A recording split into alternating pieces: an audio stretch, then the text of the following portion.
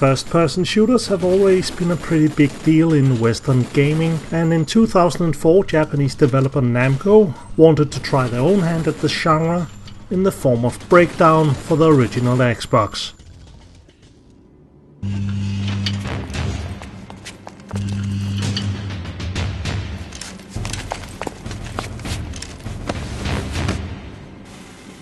Kill him. In Breakdown you play as the amnesia-ridden Derek Cole, who wakes up in a mysterious facility that suddenly finds itself under the attack by the military when a strange woman who seemingly knows him comes to rescue him. Wow, you're a mess. But at least you're still breathing. While Alex and Derek try to escape the facility, you gradually find out that Derek was part of a super soldier project and has been infused with a mysterious liquid known as the Telangian, which was supposed to give him powers to fight against a new threat to humanity, which is an underground race of seemingly invincible warriors known as the Telan.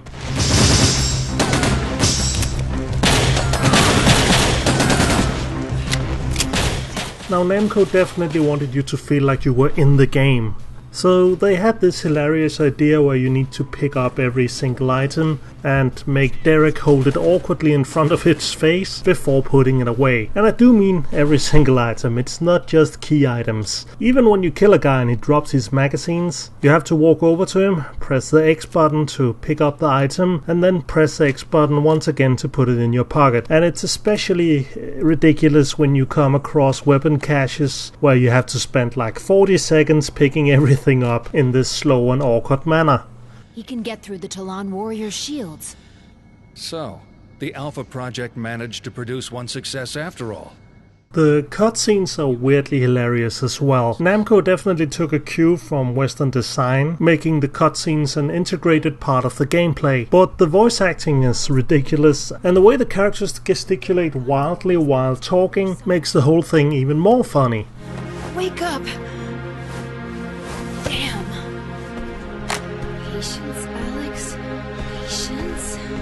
Combat is pretty interesting. You automatically lock onto enemies when you start attacking, and I wonder if that has something to do with the old stigma that Japanese gamers have a hard time navigating around in first-person games. Maybe it was a system that was implemented in order to make the first-person fighting combat a little bit easier to handle. Because it's not like we didn't have first-person shooter mechanics down already. This game came out in 2004, you know, it's the same year as Half-Life 2 and Halo 2 came out. But everything about the controls in Breakdown are so different from the way you play those other games.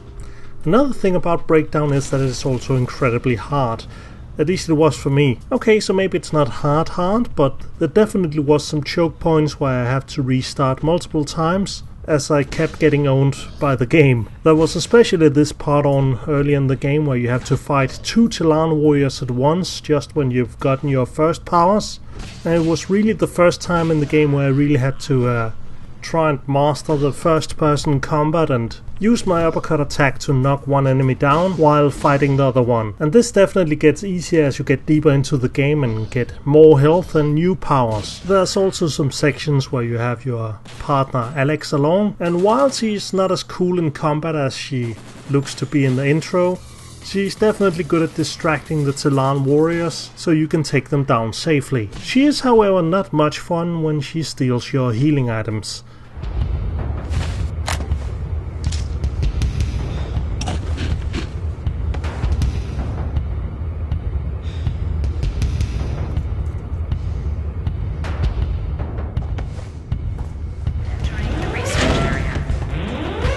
There's also another part with these Resident Evil style laser hallways that you had to jump through, and that boiled down to a mix of memorization and positioning, as you not only have to avoid the lasers, but apparently also have to avoid Alex pushing you into the lasers when she's trying to jump around and look cool. So that was massively frustrating as well, but I did eventually get through. While the story and the plot of the game is pretty cool, I gotta say they really front load most of the good stuff in the game. I mean, I know it is a big military facility, but the varied and interesting offices early on in the game are quickly replaced by boring concrete hallways. There's even a sewer level, which should give you a good idea of what kind of padding we're talking about here. Say what you will about modern Call of Duty games, but they definitely got a lot better about trimming the fat off those campaigns with more varied and interesting set-piece moments.